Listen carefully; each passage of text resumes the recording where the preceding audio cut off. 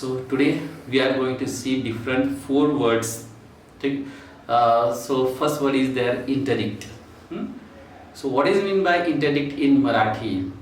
Interdict means bandi. Okay. So listen carefully. Interdict means bandi. Interdict चा अर्थ काय होतो? बंदी. सपोज मला आता असं म्हणायचं असेल की काही लोकांना म्हणजे आता बंदी आहे एका शहरामधून दुसऱ्या शहरामध्ये जाण्यासाठी. बरोबर, आपण हा शब्द इथं वापरू शकतो. आपण रेग्युलर काय शब्द वापरतो बंदीचे? ते बॅन वापरतो. पीपल आर बॅन्ड आपण बरोबर. त्याच्या ठिकाणी आपण इंटरडिक्ट वापरू शकतो. तर तो शब्द कसा होईल? People have been interdicted. People have been interdicted travelling from one city to another. हां, नीट लक्ष द्या मी काय सांगितलं. People have been interdicted travelling from one city to another. So interdict means बंदी. नेक्स्ट वर्ड बघूया आपण स्टेंटोरियन. आता स्टेंटोरियन म्हणजे काय? स्टेंटोरियनचा अर्थ होतो लाऊड, मोठा.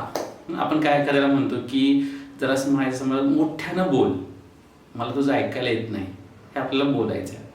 तर आपण कसं म्हणतोय रेग्युलर भाषेमध्ये? Speak loudly, I can't hear you. त्याच्याऐवजी आपण स्टेंटोरियन आपण यूज करू शकतो. मग तो कसा यूज करणार? Speak in stentorian voice. बघा मी काय म्हटलं, speak in stentorian voice, I can't hear you. Stentorian voice हे प्रॅक्टिस करत चला तुम्ही. म्हणजे लाऊडचे जर तुम्हाला म्हणायचं असेल तर स्टेंटोरियन व्हॉइस वापरा. स्टेंटोरियन हे काय झालं? ॲडजेक्टिव्ह झालं. स्टेंटोरियन व्हॉइस. नीट लक्षात ठेवा, जितकं तुम्ही असे वेगळे शब्द तुमच्या बोलण्यामध्ये किंवा लिहिण्यामध्ये वापराल तर तुमचे ते सेंटेन्स आहे ते स्ट्रॉंग होणार आहे. आपल्याला सेंटेन्स स्ट्रॉंग करायचे आहेत. ठीक आहे. म्हणजे स्टुडंट्स असतील 10th स्टँडर्ड 12th स्टँडर्ड और some are giving competitive examination, they hardly need that type of words, because we want strong sentences. That's why we must have that type of vocabulary.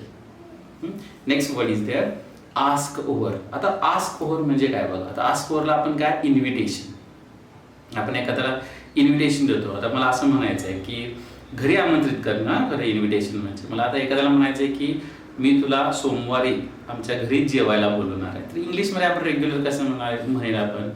I am inviting you for dinner on Monday. Okay, I am inviting you at home for dinner on Monday असं म्हणलं असतं. त्याच्याऐवजी आपण ask for ठेवूया. तर कसं होईल सांगा बघा. I am asking you over. नीट बघा, I am asking you over. मी आस्क आणि ओव्हरच्या मध्ये यू ठेवलं आहे. नीट लक्षात ठेवा. I am asking you over for dinner on Monday.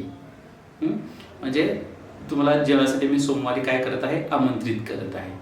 खूप छान शब्द आहे. आस्क ओव्हर म्हणजे घरी आमंत्रण देणे. पुन्हा एकदा आहे का? I am asking you over for dinner on Monday. तर नेक्स्ट वर्ड आपण घेऊयात. जो लास्ट वर्ड आहे आपला बॅकआउट. बॅकआउट मीन्स काय? एखादं जस्ट आपण वचन पाळत नाही त्यावेळेस आपण काय म्हणतो? बॅकआउट. आता समजा एखाद्यानं वचन पाळलं नाही तर आपण काय म्हणू शकतोय? He didn't keep his promise. काय म्हणू शकतो आपण? He didn't keep his promise. त्याच्याऐवजी आपण बॅकआउट वापरू शकतो. सिम्पल आहे. ही बॅक आउट. सिम्पल शब्द आहे. ही बॅक्ड आउट. ह्यात महत्त्वाची गोष्ट काय लक्षात ठेवा. ज्यावेळेस तुम्ही असं म्हणताय की he didn't keep his promise, ह्याच्यामध्ये आपण निगेटिव्ह सेंटेन्स केलं. तुम्हाला जर परीक्षा एक्झाममध्ये सांगितलं असेल की तुम्हाला हे पॉझिटिव्ह फॉर्ममध्ये वापरायचं आहे, म्हणजे त्यात नॉट ठेवायचं नाही आहे आणि तुम्हाला, तर तुम्ही हा एक ऑपोजिट वर्ड म्हणून हे सेंटेन्स तयार करू शकताय. म्हणजे ही बॅक्ड आउट. संपलं की त्याला वचन पाळलेलं नाही आहे. तर अशा प्रकारचे वर्ड्स तुमच्याकडे असले पाहिजेत. Vocabulary you need to have that type of vocabulary. It is must for you if you want to develop your English or if you want to keep your English on high level, you need to have that type of vocabulary. Okay, so we will see different types of vocabulary in next video. I hope that you will see and you will study that type of vocabulary. Best of luck. And this one is my challenge for you to see all these videos. This one is challenge for 21 days. Okay, thank you. We'll see next video.